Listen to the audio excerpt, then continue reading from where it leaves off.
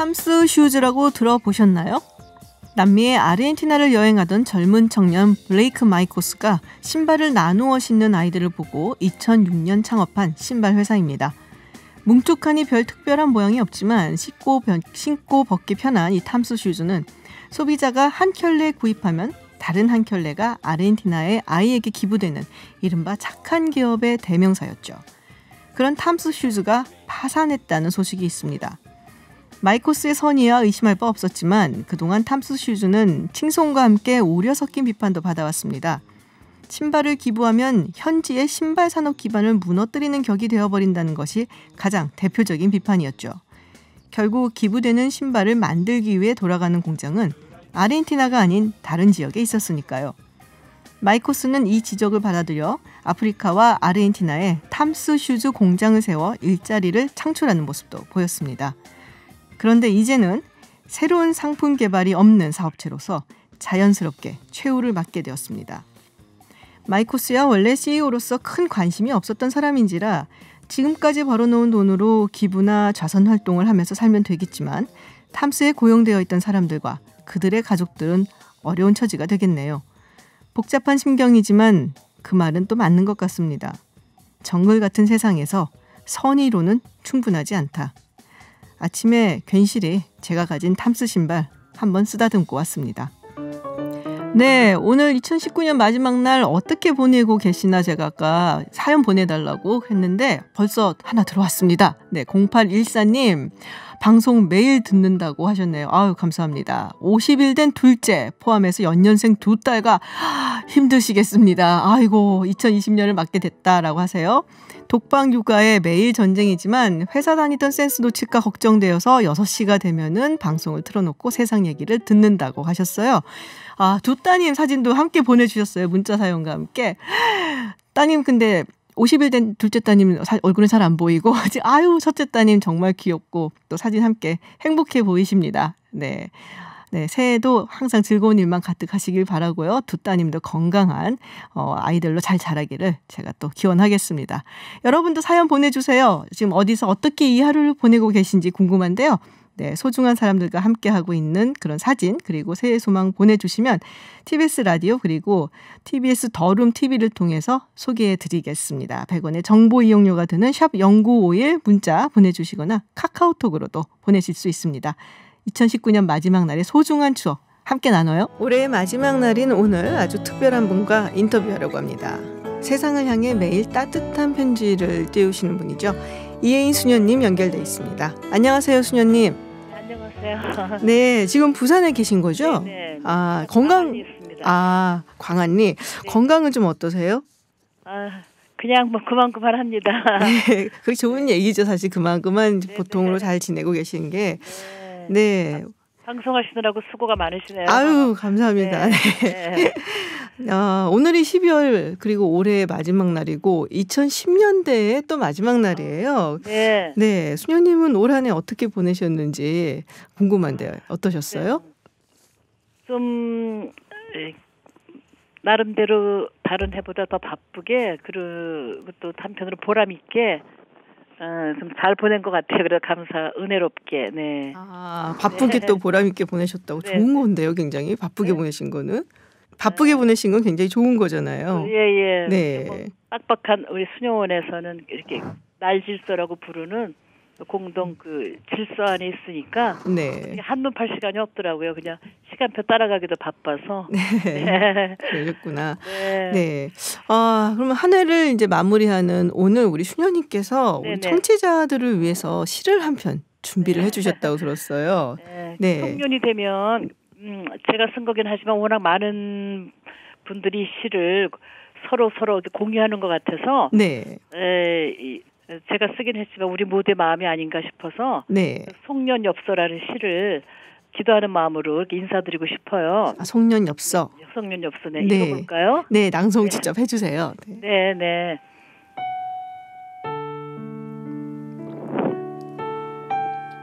송년엽서. 하늘에서 별똥별 한 개 떨어지듯 나뭇잎에 바람 한 번 스쳐가듯 빨리 왔던 시간들은 빨리도 떠나가죠. 나이 들수록 시간은 더 빨리 간다고 내게 말했던 벗이여. 어서 잊을 것은 잊고 용서할 것은 용서하며 그리운 이들을 만나야겠어요. 목숨까지 떨어지기 전 미루지 않고 사랑하는 일, 그것만이 중요하다고 내게 말했던 벗이여. 눈길은 고요하게, 마음은 뜨겁게, 아름다운 삶을 오늘이 마지막인 듯이 충실히 살다 보면 첫 새벽의 기쁨이 새해도 항상 우리 길을 밝혀주겠지요.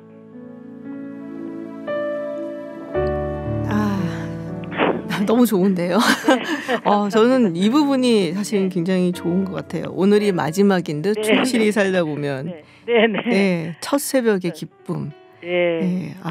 정말 수녀님 씨 이렇게 듣고 또 읽고 있으면은 이렇게 위로를 듣는 느낌이 들어요. 마음이 따뜻해지고 그런 이야기 많이 들으실 것 같은데 뭐 일일이 손편지 써주시고 계시다는 얘기를 들었어요. 행글방으로 편지가 오고 그러면 또 답신도 보내주시고 하는데 요새 같은데 손편지 귀하거든요. 예전보다는 좀 저도 많이 게을러지긴 했지만 그래도 이렇게 한 편에 쌓아뒀다가 몇 달, 1년이 지나더라도 가능하면 잊지 않고 해주는 편이에요. 회답을. 그러시구나. 어떤 분들이 주로 편지를 보내세요? 저에게는 옛날에는 청소년들이 좀 더 많이 보냈고 요즘은 좀 일반 평범한 독자 주부님들, 주부들하고 또 더러는 시리에 빠진 청년들, 가끔은 또 더 자주는 구치소나 교도소에 있는 형제자매님들이 좀 편지를 많이 하는 편이세요. 그러니까 말씀드렸다시피 이렇게 누구한테서 괜찮아. 혹은 뭐 위로의 말 이런 걸 듣고 싶을 때 수녀님 시를 가끔 저도 읽으면은 딱 그 느낌이 들거든요. 그런 위로를 야단치지 않고 위로하는 마음으로. 네, 맞아요. 그러니까 항상 뭘 잘못해도 괜찮아 하고 내 편을 들어주는. 그래서 아마 그런 분들이 위로가 필요해서 보내시는 것 같은데 딱 기억에 좀 남는 편지 혹시 있으셨어요, 올해?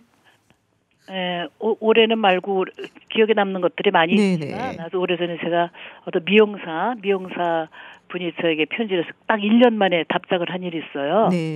1년 만에 했는데 그날 막 이제 거기 고객들한테 내가 1년 만에 혜인 수녀님한테 답장 받았다고 자랑을 하는데 바로 그 자리에 우리 여동생 딸 그 조카가 머리를 하러 간 거예요. 그 자리에. 그래서 이제 끝까지 참으려고 그랬는데 그분이 사실은 우리 이모다 이렇게 돼갖고 굉장히 그때부터 아주 이렇게 관계를 가족 이상으로 이렇게 친하게 우리 동생이나 가족들하고 지내고 저한테도 가끔 만나기도 하고 그렇게 좀 그런 편지 한 통에 인연이 그렇게 돼서 1년 만에 사실 할 때는 이사도 갔을 수 있고 이렇게 바뀌었나 그랬는데 너무나 이분은 신기하니까 어떻게 1년 만에 답이 오지? 그러면서 그랬던 기억이 항상 아름답게 남아 있어요. 그렇게 또 새로운 인연이 또 만들어지는 그런 기억도 있었군요. 만남이 확산되더라고요. 최근에 신작 내셨잖아요. 그 사랑 놓치지 마라. 이게 이제 어떤 곳에서는 이렇게 얘기를 하더라고요. 이번에 이제 나온 산문집이 세상에 닿는 수녀님의 선풀 릴레이다. 악플이 아니라 선풀. 뭐 역시 또 마찬가지로 위로의 말씀이실 것 같은데 이번 신작에서는 어떤 메시지를 주로 주고 싶으셨는지 궁금해요. 아까 그 진행자 선생님께서 이렇게 좋았다고 말씀하셨듯이 오늘이 마지막인 듯이 오늘을 이렇게 살다 보면 첫 새벽의 기쁨이 우리 길을 밝혀주겠죠. 그런 마음. 그래서 저도 이제 오랜 나날 투병하다 보니까 하루를 저의 전 일생인 것처럼 처음이면서 마지막인 것처럼 그렇게 살고 시간을 항상 선물로 안고 충실히 순간에 충실한 그런 마음을 더 전해줬으면 좋겠다. 그런 마음으로 이제 편지를 쓰듯이 그런 메시지가 담긴 것 같아요. 그 사람, 그 순간, 그 사람, 희망, 기쁨, 사랑 이런 거 놓치지 말라고 이렇게 좀 제가 수도생활 50년 이상한 원로로서 한 번쯤 이렇게 말할 수 있지 않을까 그런 메시지가 담겨 있는 것 같아요. 그러니까 순간 그리고 사람 또 사랑에 충실하게 살자 그랬으면 좋겠다라는 그런 메시지라고 하셨어요. 아까 제가 선풀 릴레이라고 했는데 사실은 요새 악플 얘기도 많고 우리가 뭐 말로 사람에게 상처를 주는 일도 굉장히 많지 않습니까? 네, 수녀님 시 중에서 또 어떤 고백이라는 그 시에서 그런 구절이 있거든요. 싫어하고 내가 누군가에게 말하는 순간은 나도 내가 싫다. 미워하고 내가 누군가에게 말하는 순간은 나도 내가 밉다. 내가 아프고 병들어 보니 제일 후회되는 그런 말. 우리 다신 하지 말자. 예. 요새 저에게 쓰는 말이기도 하고 정말 지겹다든가 싫다 못 살겠다 죽겠다 미치겠다 이런 말을 나만이라도 안 해야지 그런 결심을 하는데 어느 땐 잘 안 될 때도 있고. 수녀님이요? 그럼요. 노력해야 되는 거더라고요 항상. 모두가 노력해야 되는 것이다. 부정 모드를 긍정 모드로 바꾸는 노력, 언어 생활에 있어서 그게 끝없이 필요한 노력인 것 같아요. 그렇군요. 요새 아까도 이제 말씀하셨지만은 위로를 원하는 사람들이 수녀님께 편지도 보낸다고 하셨잖아요. 또 이렇게 청년들 굉장히 힘들지 않습니까? 사회 나가야 되는데 막막하기도 하고 답답하고 우리 청년들을 위해서 어떤 위로나 희망의 메시지를 좀 주신다면 어떤 말씀을 주시고 싶으세요?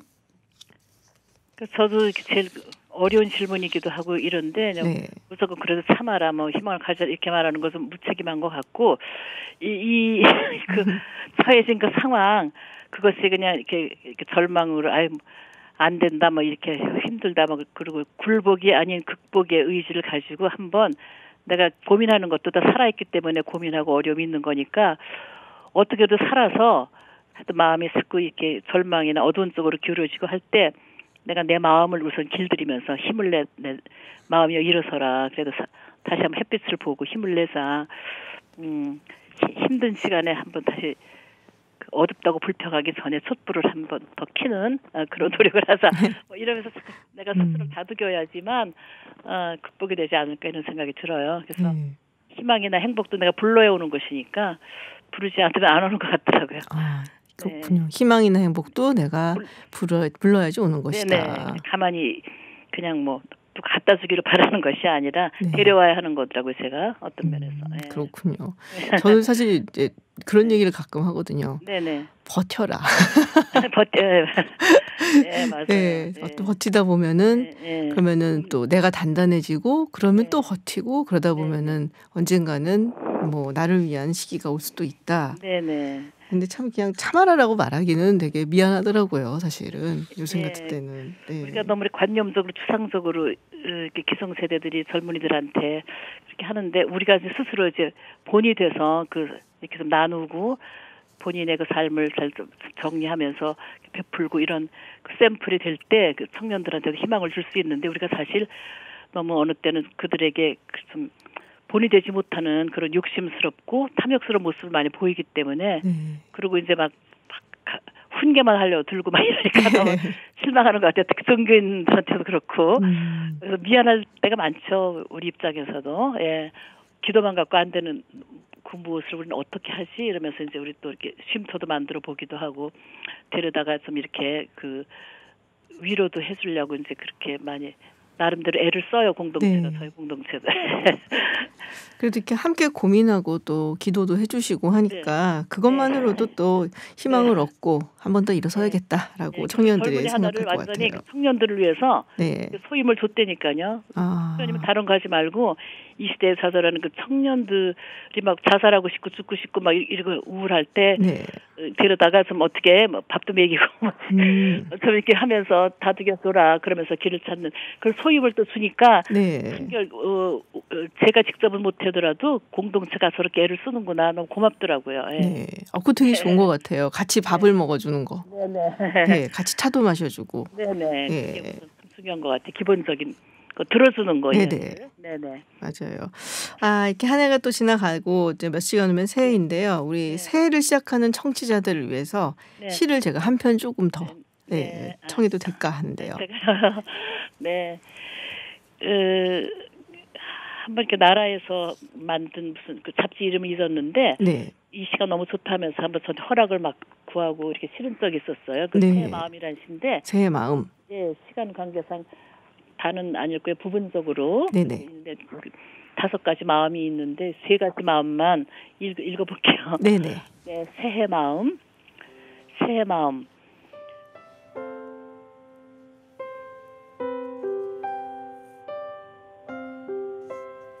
늘 나에게 있는 새로운 마음이지만 오늘은 이 마음에 색동옷 입혀 새의 마음이라 이름 붙였습니다.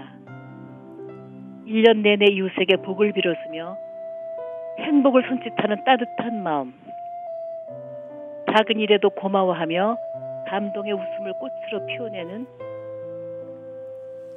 밝은 마음. 내가 바라는 것을 남에게 먼저 배려하고 먼저 살아갈 줄 아는 넓은 마음. 곱게 설빔 차려입은 나의 마음과 어깨 동무하고 새롭게 길을 가니 새롭게 행복합니다. 새해가 아닌 날에도 새의 마음을 갖고서 넓은 마음, 따뜻한 마음, 밝은 마음을 이렇게 키워서 서로 복을 빌어주는 그런 새해가 됐으면 좋겠습니다. 좋은 말씀, 정말 좋은 말씀 감사합니다. 저도 제 마음과 어깨 동무를 하고 새롭게 길을 가서 행복하게 가겠습니다. 수연님 항상 건강하시고요. 늘 이렇게 따뜻한 또 따뜻한 시 저희한테 항상 좀 자주 좀 소개 좀 해주세요. 저희가 위로 좀 많이 받아야 되니까요. 감사합니다. 오늘 함께 이야기할 수 있어서 저도 감사했습니다. 저는 행복했습니다. 고맙습니다. 2019년 마지막 날 여러분은 어떻게 보내고 계시나 저희가 궁금해서 사연 보내달라고 말씀을 드렸더니 정말 많이 보내주고 계세요.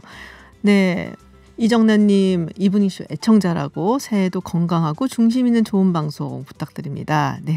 노력하겠습니다.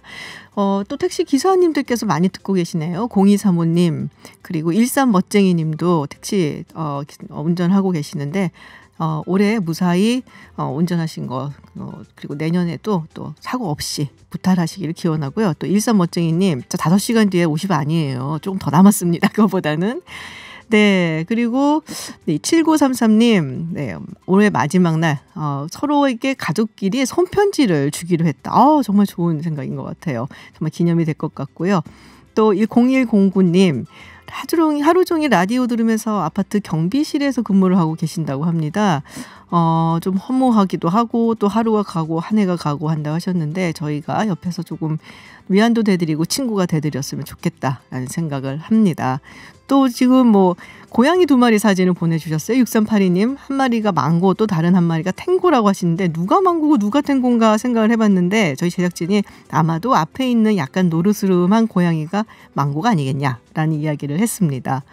그리고 럭 에이지스님 2020년 경자년에 금연에 성공하고 싶다. 꼭 성공하시길 바라고요. 그리고 저를 비롯해서 이브닝쇼 청취자 여러분 새해 복 많이 받으세요라고 덕담 보내주셨고요. 그리고 방금 전에 이혜인수녀님과 인터뷰를 했는데요. 지금 한 분께서 저희에게 사연을 보내주셨는데 11월에 아내분을 보내셨다고 하십니다. 이혜인수녀님의 시가 굉장히 큰 위로가 되었다라는 문자 보내주셨어요. 무슨 말씀을 드려야 될지 잘 모르겠어요. 사실은 이런 문자를 받았고 어떤 위로를 건네기에 제가 감히 말씀을 드리기가 어려운데요. 6401님 새해에는 조금 따뜻한 한 해가 되기를 기원하겠습니다. 여러분들 마지막 날 풍경 계속 받겠습니다. 사진과 함께 보내주시면 제가 시간이 되면 라디오를 통해서도 전해드리고 또 TBS TV의 더 룸을 통해서도 방송이 됩니다. 100원의 유료 문자 샵 0951 그리고 카카오톡으로 보내주시고요. 교통 상황 알아보겠습니다. 올 한 해도 사건 뉴스 끊이지 않았습니다. 얼마 전에 33만 원 닭강정 사건이 전국을 떠들썩하게 했는데요. 배상훈 프로파일러 그리고 한국형사정책연구원의 승재현 연구위원과 2019년 올해의 사건들 이야기 나눠보겠습니다. 두 분 어서 오세요. 안녕하십니까. 안녕하세요. 올해 사건 짚어보기 전에 이 닭강정 거짓 주문 사건 처음에는 이게 이제 학교 폭력에 의한 것이다라고 이야기를 했었는데 그게 아니다라고 드러나갖고 상당히 좀 논란이 되고 있어요. 어떻게 된 일인지 잠깐 좀 설명을 좀 해주세요. 짧게. 반전에 반전이 일어났던 사건인데요. 제일 처음에는 이제 닭강정을 주문해서 집에 갔더니 어머니가 굉장히 좀 얼굴을 시무룩하게 했다. 그래서 난 주문 안 했는데 이게 왜 들어왔을까라고 이야기할 때 어머니가 이런 말씀을 하셨어요. 혹시 우리 아이를 좀 괴롭히는 아이들이 거짓 주문한 게 아니냐. 이러다 보니까 국민들이 이제 굉장히 큰 공분이 그렇죠. 일어났죠. 사실 어떻게 보면 학교에서 가장 없어져야 될 문제가 이런 집단 따돌림의 문제인데 네. 그렇게 되었는데 경찰이 수사를 하다 보니까 이게 그 학교 폭력의 문제가 아니라 대출 사기단과 네. 관련되었고 이 피해자가 대출 사기를 받는 과정 속에서 양심의 가책을 느껴서 그 대출 사기단을 신고를 했는 거예요. 신고를 하다 보니까 대출 사기단이 이제 문자로 너도 한번 좀 고생해봐라. 뭐 이런 협박성 문자를 보복성 네. 문자를 보내고 그때부터 이제 시작됐는 게 닭강정 사건이 나타나는 것입니다. 그렇군요. 그러면 이런 경우는 어떻게 법처벌이 되나요? 뭐 한 세 가지 정도로 저희들이 좀 늦게 볼 수 있는데 일단 거짓 주문을 여는 것은 그 닭강정에 있는 업주에 대한 위계에 의한 업무방해죄가 성립이 되는 것이고 네네. 그리고 문자에 어느 정도 이제 외포심을 느끼는 그냥 공포심을 느끼는 문자를 줬다면 그 문자 자체가 협박죄가 성립될 것이고 네. 지금 이 대출 사기단은 당연히 대출 사기를 했기 때문에 그렇죠, 그 부분에 대해서는 뭐 엄중하게 처벌을 해야 되는 부분이 세 가지가 같이. 이 피해자는 어떻게 되는 건가요? 사실 그러면? 이제 피해자 입장에서는 이제 그 내용을 정확히 바라보면 네. 제일 처음에 대출 사기에 가입했는 건 맞아요. 맞는데 네. 대출 사기를 하려면 실행에 착수라는 게 있어야 되는데 은행에 가서 그때 양심의 가책을 느꼈다는 거예요. 즉 실행 착수 전에 그것을 돌려왔기 때문에 사기죄는 347조의 예비죄 처벌 규정이 없었기 때문에 예비죄로 처벌할 수 없어서 피해자는 그 양심의 가책으로 저희들이 황금의 다리를 돌아왔기 때문에 처벌하지 않습니다. 황금의 다리를 돌아왔다 그렇게 표현을 해요? 예, 보통 저희 중지미수를 이야기를 할 때 네. 그렇게 이야기를 하는 거기 때문에 실행 착수 없이 돌아왔는 것으로 보입니다. 보통 이런 상태에서는 어떤 기업적인 조직이 있고요. 네. 거기서 이제 알바 같은 형태로 모집을 하고 그 모집한 사람이 지금 이 피해자 아들인 거죠. 네. 재직시켜 주겠다. 그 재직 증명서만 내고 그걸 가지고 은행에서 네 이름으로 돈을 이렇게 대출해서 우리가 너한테 얼마 주겠다 이런 형식으로의 대출 사기를 하려고 하는 사람이 한둘이 아닌 형태가 네네. 있는 거고 근데 그 한둘이 아닌 형태의 사람을 무작위로 선정하는 것이 아니라 보통의 조직은 특정한 공간이나 특정한 어떤 라인에 있는 사람들을 찾거든요. 그러니까 네네. 이제 경찰이 수사되고 있는 건 지금 이 공간적 유사성을 찾을 때 그러니까 어떤 특정한 학교를 중심으로 선정이 됐는지 아니면 어떤 특정한 지역을 중심으로 선정됐는지 그렇게 찾아야지 이 조직 자체가 그 광주 지역에 네네. 받고 있는 어떤 토착 조직인지 아니면은 전국군대 그쪽의 분파 조직인지 그래서 이걸 사실은 지금 찾고 있는 건 수사는 그쪽 방향인 거고 네. 부차적인 건 지금 하고 있는 그것이 부차적인 거고 그렇군요. 거꾸로는 부차가 된 거죠. 그게. 예. 그러니까 약간 좀 이렇게 헷갈리긴 하는데 어쨌든 간에 지금 이런 부분에 대해서는 사실 대출 사기 일당 네, 이 일당에 대해서 이제 조사를 들어갈 것이다라고 보시는데 본격적으로 올 한 해 이야기를 좀 해볼게요. 여러 범죄가 있었죠. 사실 뭐 어느 해나 어느 나라나 여러 범죄가 있는데 두 분께서 되짚어 봤을 때 가장 충격적인 사건, 기억에 남는 사건 어떤 게 있는지 먼저 좀 짚어주세요. 네, 배상훈 프로파일러. 저는 뭐 이제 뭐 고유정, 이춘재 둘겠죠. 이춘재 사건은 많이 얘기가 됐었던 부분인 거고 고유정 사건은 사실 제가 뭐 오랫동안 프로파일을 했지만은 네. 아주 깜짝 놀랄 정도의 잔혹성을 보였기 때문에 뭐 말씀드릴 수는 없지만은 그래서 저도 그 사건 관련된 뭐 이제 이 형사분들이랑 얘기를 해보고 뭐 아니면 관련된 것들을 얘기해 보면 야 여기 범죄가 이렇게까지 갈 수 있겠구나라는 생각 때문에 아직도 이거는 뭐 현실감이 안 느낄 정도입니다. 예. 그렇군요. 네, 저 같은 경우에는 사실 이제 한 5가지가 머릿속에 떠올랐는데요. 네. 버닝썬 사건 때문에 대한민국 모든 국민들이 그 과연 마약에 대한 문제 그리고 그 마약이 그냥 개인적인 소비가 아니라 어떤 특정 범죄에 네. 악용되고 있다는 그 사실 때문에 굉장히 큰 공분이 일어났고 사실 시스템의 문제 때문에 발생했는 것이 이춘재 사건이거든요. 네. 그는 한 사람의 어떤 자유를 굉장히 이렇게 박탈시키면서 국가 공권력이 잘못된 사람을 잡았다. 어떻게 보면 대한민국 역사 이래에 다시는 일어나지 아니하여야 될 네네. 일이 일어났다는 거고 뭐 방금 말씀 주신 대로 고유정 사건 그리고 장대호 사건 뭐 연말이라서 참 국민 여러분께 좀 죄송스러운 말씀인데 뭐 안인덕 사건 이런 것들이 좀 2020년에는 절대로 일어나지 않게 좀 대한민국이 안전하고 좀 국민들의 입장에서 행복할 수 있는 나라가 되었으면 좋겠습니다. 그렇군요. 이제 사실은 화성 연쇄살인 사건이라고 얘기를 안 하고 이춘재 연쇄살인 사건이라고 이야기를 하는데 그동안 잊고 있었지만은 제 나이쯤 되는 사람들 다 기억은 하거든요. 또 영화로도 만들어졌기 때문에 그래서 와 진범이 밝혀졌다. 했을 때 어떠셨어요, 이분들이? 예. 글쎄 뭐 프로파일러들은 처음에 일을 시작할 때 화성 연쇄살인, 지금 이름 바뀌었지만 그거 분석부터 시작을 합니다. 그거부터 일종의 연습을 하는 거죠. 미제 사건이지만은. 그래서 프로파일러들은 그거를 거의 뭐 외울 정도로 그 사건이라든가 수법들을 했는데 분명히 어딘간 있을 것이다라고 생각을 했었는데 살아 있을 거이다 생각을 했었는데 그게 교도소이고 또 저렇게 아주 멀쩡하게 이렇게 살아 있을지는 저는 그게 사실 충격이 컸었고요. 그런데 그 여러 가지 과정 속에서 아쉬운 점을 다시 검토하다 보니까 그런 일정의 상당히 아쉬움 그리고 경찰이었던 사람으로서의 국민들한테 송구함, 죄송함 이런 걸 느꼈습니다. 그렇군요. 우리 승재인 연구위원. 저는 사실 이제 규범학을 하는 형법학자잖아요. 형법학자는 어떤 법 규범이 있으면 법 규범을 해석하는 쪽에 머물러 있는데 그때 이 대학교 1학년 들어와서 스터디를 하는데 이 케이스가 첫 번째 스터디였고 이 스터디 때문에 규범학에서 형사 정책학으로 좀 넘어가게 되는 가장 큰 이유가 되었죠. 사실 이게 그냥 규범적으로 뭐 어떤 이론을 공부하는 도그마틱도 중요하지만 어떤 대한민국의 실생활에서 범죄를 어떻게 예방하고 범죄를 어떻게 처벌할 것이냐 그리고 어떻게 범죄를 신속하게 잡아갈 것이냐 이런 어떤 고민을 하게 됐던 첫 번째 케이스라고 생각합니다. 개인적으로도 어떻게 보면 상당히 의미가 있는 그런 케이스죠. 사건이었다라는 말씀이셨고 화성 연쇄 살인 사건이라고 이제 얘기를 했었지만은 이제 지금 8차 사건 이게 사실 굉장히 이제 논란이 좀 됐잖아요.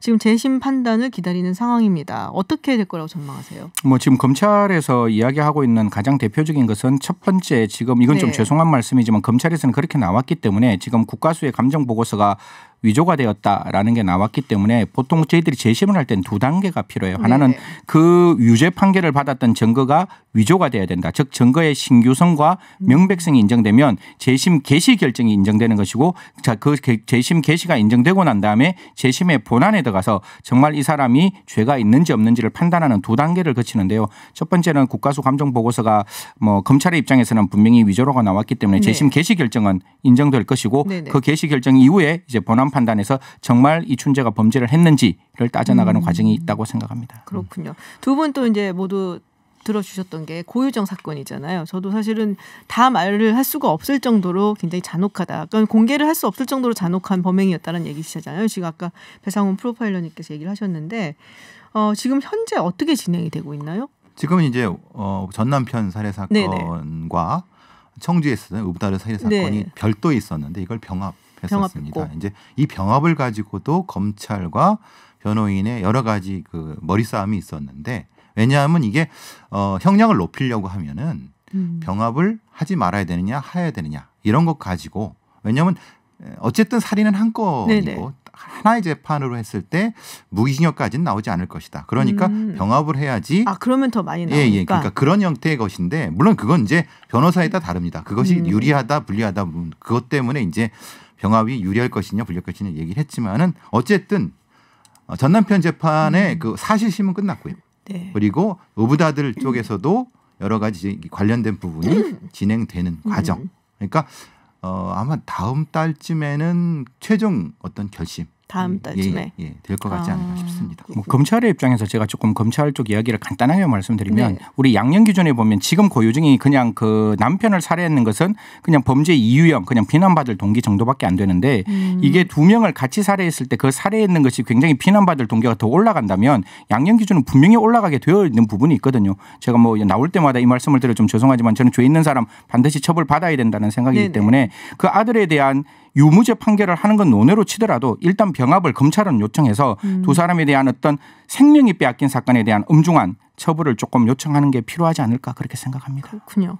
사실 이제 올 한 해 여러 가지 뉴스가 있었고 좋은 뉴스도 있지만 또 좀 충격적인 사건들도 많았잖아요. 근데 두 분은 사실은 충격적인 사건들을 다루시는 분들이기 때문에 굉장히 뭐 이런 부분에 대해서 많이 좀 공부도 하시고 그러실 것 같은데 자, 올 한 해가 아니죠. 이제 내년 어떤 사회가 됐으면 좋겠다. 짧게 한 말씀씩 충격적인 사건과 비극적인 사건들을 다루시는 분들이지만 그래도 내년에는 이런 걸 좀 보고 싶다. 한마디씩 좀 짧게 해주시면 어떨까 싶은데요.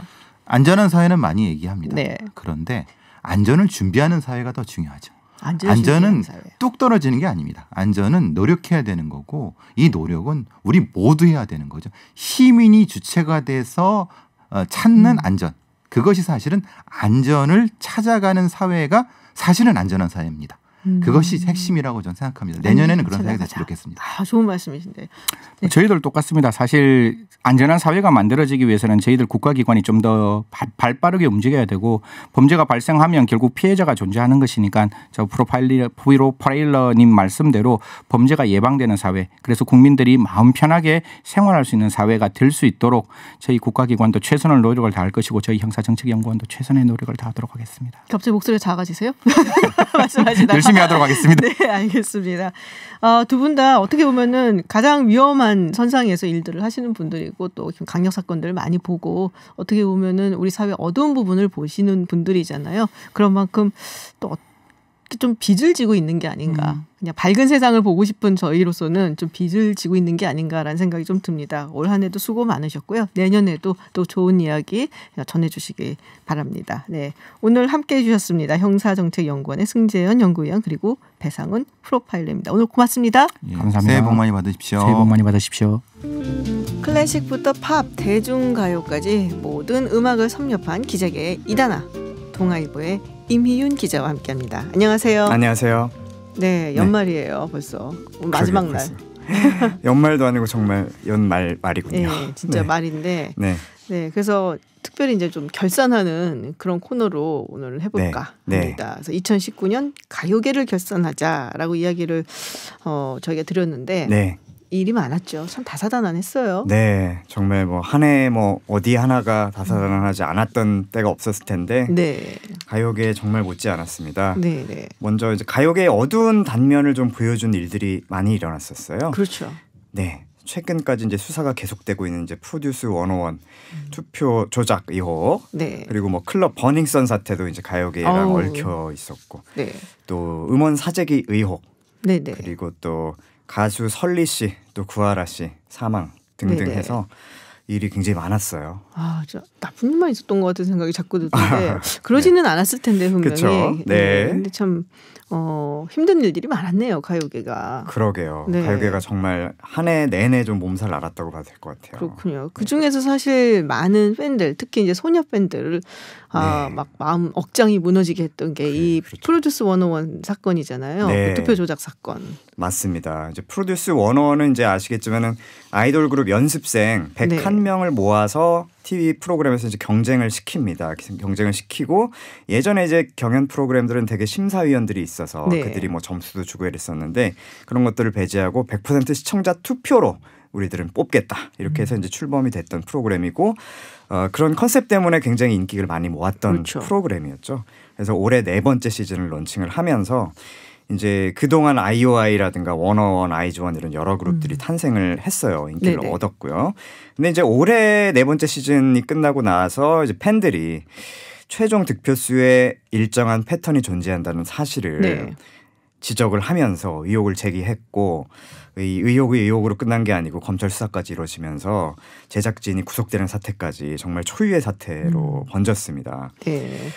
그리고 역시 버닝썬 사태. 이게 뭐 참 뭐 아주 상반기에는 이걸로 아주 그냥 뭐 난리가 났었죠. 그렇죠. 완전히 사회 뭐 연예 문화계까지 난리가 났었는데 사실은 이제 클럽 내에서 있었던 폭행 사건 이게 이제 발단이 돼가지고 꼬리에 꼬리를 물고 뭐 성접대, 마약 거래, 세금 탈루, 불법 촬영, 성폭행 의혹이 이제 꼬리를 물고 나왔고요. 결국에 이제 가수 정준영, 최종훈 씨 이제 불법 촬영 유포 혐의로 구속이 되기도 했고 또 우리나라 뭐 K-팝의 큰 버팀목 뭐 그 3대 기획사 중에 하나인 기획사. YG 양현석 총괄 프로듀서가 또 사퇴를 하기도 했고요. 뭐 엄청난 사실 메모드급 사건이었죠. 네, 맞아요. 그래서 요새는 뭐 3대 기획사면은 YG 얘기를 잘 안 하더라고요. 그래서 빅히트로 가는 얘기 좀 경향이 좀 있어서. 맞습니다. 네, YG가 참 굉장히 힘들어지는 그런 일이 있었고. 그렇죠. 네, 음원 사재기 의혹 같은 경우도 계속 얘기가 나왔어요. 사실은 의심도 많이 갔었고. 그랬었는데 올해 들어서 더더군다나 이제 차트가 예년하고 다르게 많이 움직이면서 이제 가수들이 본격적으로 직접 목소리를 내기 시작했는데 이제 최근에 가수 박경 씨라든가 또 래퍼 마미손 SNS에 게시물을 올리기도 하고 심지어 신곡에 그것을 비꼬는 내용을 넣기도 해가지고 어쨌든 또 해당 가수들은 또 이게 뭐 법적 대응을 하겠다 이렇게 되면서 다시 한번 수면 위로 떠올랐습니다. 지금 법적 대응 했나요? 그래서? 뭐 구체적인 절차가 아직 이루어지지는 않는 것 같고요. 네, 어쨌든 이 부분이 사실 밝혀내기가 쉽지 않은 그 상황이에요. 네. 사실 그런 어떤 음원 서비스 업체들이 그 서버의 운영 상황 같은 것들을 투명하게 공개를 해야 되는데 그거에 대해서 사실 난색을 좀 표하고 있어서 네. 뭐 관에서도 여러 가지 방안을 좀 찾고 있는 것 같습니다. 그렇군요. 네. 그리고 정말 충격적인 사건은 사실은 설리 씨 그리고 네. 구하라 씨의 사망 소식이었죠. 네. 맞습니다. 정말 마음이 아팠어요. 네. 그러니까요. 그런데 네. 그 설리 씨 같은 경우는 특히 그 전에 악플의 밤이라는 그 네. 프로그램에 나와서 뭐 악플들을 보면서 뭐 아무렇지도 않은 듯이 이야기를 했었고 네. 자신의 SNS에도 뭐 굉장히 당당한 네. 악플에도 불구하고 당당한 모습을 보였는데 이렇게 그렇죠. 극단적인 선택을 해서 네. 정말 마음이 아프더라고요. 그렇죠. 네. 그 말씀하셨듯이 이제 악플에 대한 프로그램도 출연을 했었고 또 아이돌 출신이라는 좀 틀을 좀 깨고 정말 어떻게 보면은 다른 목소리도 냈고 네. 자유로운 발언과 행동 이런 것들로 해서 사실은 여성들의 뭐 롤모델까지도 그 여성 팬들의 되었었는데 그래서 더 어떻게 보면 더 안타까웠던 것 같고 또 10월에 이제 설리 씨가 사망을 했고 이어서 이제 11월에 구하라 씨도 사실 또 설리 씨의 또 절친으로 알려져 있는데 여러 가지 뭐 문제들이 있었는데 어쨌든 두 분 다 이렇게 잇따라서 올해 하반기에 세상을 떠나게 돼서 굉장히 안타까웠고 또 이제 여기에 대해서 다양한 자성의 목소리라든가 이런 것들이 또 나오는 계기가 네네. 되기도 했고 또 U2 전에 이제 네네. 첫 내한 공연에서도 U2가 이제 나중에 여성들에 대한 메시지를 던지면서 설리 씨 사진을 맞아요. 띄워서 굉장히 큰 또 공감을 얻기도 했고 또 며칠 전에 유재석 씨가 또 네. 어떤 대상 프로그램에 나와서 또 수상 소감에서 또 언급을 해가지고 또 계속해서 기억이 되고 있습니다. 네. 또는 또 그 김희철 씨가 네. 그 설리 씨가 기르던 고양이를 맞아요. 본인이 맡아서 잘 기르고 네. 있다. 걱정하지 말아라는 그런 네. 그 메시지를 SNS에 올린 걸 보고 네. 좀 이렇게 울컥하더라고요. 네. 좀 그래도 설리 씨가 이 모습을 보면 그래도 굉장히 고마워하고 네. 또 뭐 위해서라도 이렇게 좀 감사하지 않을까 김철 씨한테 그런 생각을 좀 해봤는데요. 그렇죠. 네. 너무 우울한 얘기를 많이 해서 조금 밝은 이야기를 전해볼까 네. 합니다. 올해 그래도 좀 좋은 소식들이 있었어요. 한국 가요계 뭐 대표적인 네. 게 방탄소년단 빼놓을 수가 없죠. 네. 네. 이미 뭐 재작년 뭐 그 이전부터 사실은 네. 굉장히 빠른 속도로 세계의 아이돌로 떠오르고 있었는데. 네네. 역시나 올해에도 뭐 대단했습니다. 활약상이. 네네. 뭐 지난 2월 그래미 시상식에 한국 가수 처음으로 시상자로 참석을 했고요. 그 6월 영국 런던 웸블리 스타디움. 그 웸블리 스타디움. 네. 그 보헤미안 랩소디에 나왔던. 네네. 거기서 역시 한국 가수 최초로 공연을 했고 전석 매진이 됐고 네. 또 10월에는 사우디아라비아에서 사상 처음으로 해외 가수가 스타디움 콘서트를 하게 되는 그런 진기록을 또 벌였어요. 다른 데보다도 사우디아라비아에서 공연을 했다 그래갖고 굉장히 화제가 네. 됐었거든요. 맞아요. 네. 또 이슬람권에서는 특유의 어떤 문화가 있기 때문에 자유롭게 뭐 아이돌에 대해서 열광하고 이런 풍경들이 네. 굉장히 낯선 것이었는데 또 그쪽 팬들 이야기를 들어보면 오히려 그런 어떤 문화적 특수성이 있기 때문에 방탄소년단의 네. 음악이 더 위안이 되고 한다 이런 얘기들을 또 하기도 하더라고요. 그렇군요. 네, 그래서 작년부터 올해까지 방탄소년단이 진행했던 Love Yourself라는 투어, 그러니까 세계 네네. 순회 공연인데 14개국 23개 도시에서 62회 공연을 열어서요. 총 연인원 약 206만 명의 관객을 동원을 했습니다. 그러니까 대단한 기록이죠. 그래요. 네. 이렇게 방탄소년단이 잘 나가다 보니까 사실 K-팝에 대한 관심도가 훨씬 더 높아졌고 다른 그룹들도 쭉쭉쭉 뒤이어서 지금 네네. 약진을 하고 있어요. 그래서 블랙핑크 요새 뜬다고 제가 블랙핑크도 대단한 인기. 그 유튜브에서 각종 기록을 좀 갈아치우고 있고 또 슈퍼M, SM에서 네. 만든 이제 이른바 슈퍼그룹인데 빌보드 앨범 차트 1위에 방탄소년단에 이어서 올랐어요. 또 몬스타엑스도 뭐 제2의 방탄소년단이라는 그 이름에 걸맞게 네네. 또 해외 투어 또 미국 TV 토크쇼 출연 이런 것들 계속해서 하고 있어서 이제 올해만큼 미국의 안방에 한국 가수들이 많이 얼굴을 내비춘 그런 해가 없지 않았나 싶습니다. 제 지인 중에 이 네. 방탄소년단의 그 러브 유어셀프 투어 있잖아요. 네. 쫓아다니는 친구가 하나 있어요. 이제 해외까지 전부 다 쫓아다니시는 분. 예. 원래 해외에 살고 있는 친구인데 지금 뉴욕에 살고 있는데 파리도 가고 한국도 오고 사우디아라비아는 못 갔어요. 근데 그만한 충성도를 아미. 아미 대단합니다. 아미. 역시 아미입니다. 근데 이제 그 얘기를 하더라고요. 자기가 제일 힘들 때 이 노래를 막 듣고 춤추고 그리고 그들이 열심히 활동하는 걸 보고 굉장히 위안을 받았다. 그래서 아주 열렬한 팬이 돼갖고 쫓아다니더라고요. 맞아요. 아무래도 특히 미국이나 전 세계 사실은 팝계에서 최근 2, 3년 사이의 분위기가 사실은 약간 다크 콘텐츠가 인기가 굉장히 많아요. 어둡고 약간 기괴한 콘텐츠들이 힙합을 중심으로 해서 인기가 굉장히 많은데 어떻게 보면 방탄소년단의 그런 시각적인 이미지나 노래에 담겨있는 메시지 같은 것들이 그것들과 보색 대비를 딱 이루면서 틈새 시장을 정확하게 파고들었다고 볼 수 있을 것 같아요. 밝고 긍정적인 에너지를 그런 것들에 목말랐던 사람들한테 완전히 파고들었다고 볼 수 있을 것 같아요. 그리고 사실은 이제 또 우리가 가요계 결산하고 그러면은 상당히 오랜 기간 동안 아이돌 그룹 중심으로 또 우리 청소년들이 좋아하는 밴드, 젊은 층이 좋아하는 그런 뭐랄까요, 음악 이런 중심이었는데 올해는 트로트가 또 그렇게 인기를 얻었어요. 그러니까요. 이런 날이 또 올 줄 몰랐습니다. 이제 송가인 씨가 거의 이제 최고의 스타로 지금 떠올라서 그렇게 붙잡기가 힘들다고 그러더라고요. 트로트 방탄이에요, 사실은. 트로트 방탄. 정말 말씀하신 것처럼 장년층의 취향 이걸로 치부가 되던 트로트 이게 남녀노소의 정말 핫한 인기 레퍼토리로 다시 자리를 잡은 해이기도 하고 미스트롯 출신 송가인 씨 열풍 대단하고요. 또 여기에 더해서 유재석 씨 트로트 가수 유산슬 이게 또 뒷심을 받쳐주면서 트로트가 정말 핫해졌습니다. 그리고 또 트로트 외의 가요 쪽에서는 또 유튜브를 중심으로 해서 1990년대 2000년대 가요 이거 다시 보는 복고 열풍 이른바 온라인 탑골공원 이게 또 한참 뜨거웠어요. 탑골공원 급기야 이제 양준일 씨 양준일 씨 지금 최고로 핫한 최고 이른바 탑골지드로 재조명이 되면서 한국에 귀국을 하셨고 어쨌든 이른바 뉴트로라고 해서 그런 문화 현상이 또 가요계의 한 축을 장식을 했던 한 해였던 것 같아요. 자, 그러면 이제 오늘 2019년의 마지막 날인데 노래를 한 곡 준비를 하셨잖아요. 그렇죠. 잠시 뒤면은 이제 한국에서도 서울에서 종로죠. 제야의 종 타종식이 열릴 텐데 팽수 나온대요. 팽수 나온다고. 그래서 많은 분들이 진짜야? 막 이러셨을 텐데 미국에서도 이 제야의 종 타종식 비슷한 행사가 있습니다. 매년 이제 뉴욕 타임스퀘어 광장에서 열리는 ABC TV가 생중계를 하는 프로그램 디클락스 뉴 이어스 로킹 이브라는 프로그램인데 여기 이제 방탄소년단이 출연을 하게 됐어요. 정말 제야의 종 타종식에 팽수가 나온 것처럼 깜짝 놀랄 만한 소식인데 그래서 어쨌든 미국의 새해를 여는 가수 중에 하나가 됐고 포스트 말론, 샘 헌트. 포스트 말론 나와요? 좋아요.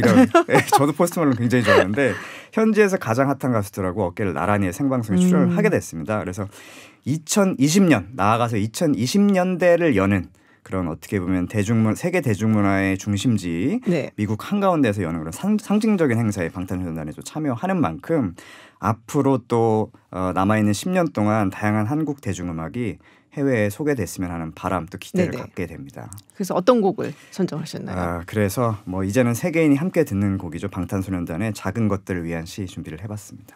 알겠습니다. 2019년 빨리 달려온 가요계였고요. 또 2020년에도 가요계를 포함해서 팝, 그리고 클래식, 재즈까지 또 좋은 음악들 많이 소개해 주시기를 부탁드리겠습니다. 열심히 뛰어보겠습니다. 고맙습니다. 감사합니다. 지금까지 동아일보 김희윤 기자와 얘기 나눠봤습니다. 2019년 마지막 날에 여러분의 풍경 많이 보내주고 계십니다. 4708님 지금 보신각 제야의 종 타종식을 보기 위해 종로 2가와 1가 거리 사이에서 문자 보내주신다고요. 2020년 새해 복 아주 많이 받으세요 하셨는데 4708님도 많이 받으시고요.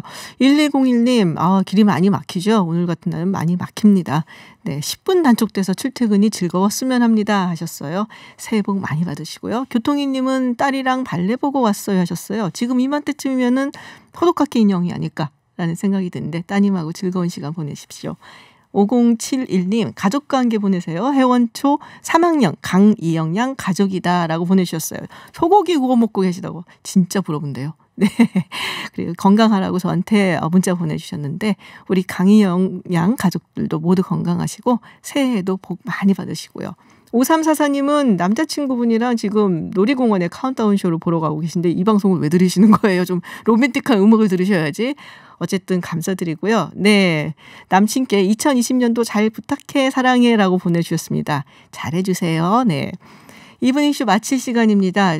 2019년 한 3개월 동안 제가 이브닝쇼라는 프로그램을 여러분 함께 했는데요. 네, 실수도 많았는데 그럼에도 불구하고 격려 말씀 많이들 보내주셔서 늘 감사했습니다. 2022년에도 변함없이 여러분과 함께하겠습니다. 여러분의 마지막 날 풍경 계속 보내주시면요. 다음 방송 우리 주디, 네, 주디님께서 아닌 밤중에 주진우입니다 해서 소개해드릴 거고요. 사진과 함께 보내주시면 TBS TV 더 룸을 통해서 방송됩니다. 100원의 유료 문자 샵 0951 카카오톡으로 보내실 수 있습니다. 스위치푸드 Live It Well 제가 고른 올해의 마지막 곡입니다. 새해 다시 찾아오겠습니다. 지금까지 김지윤이었습니다.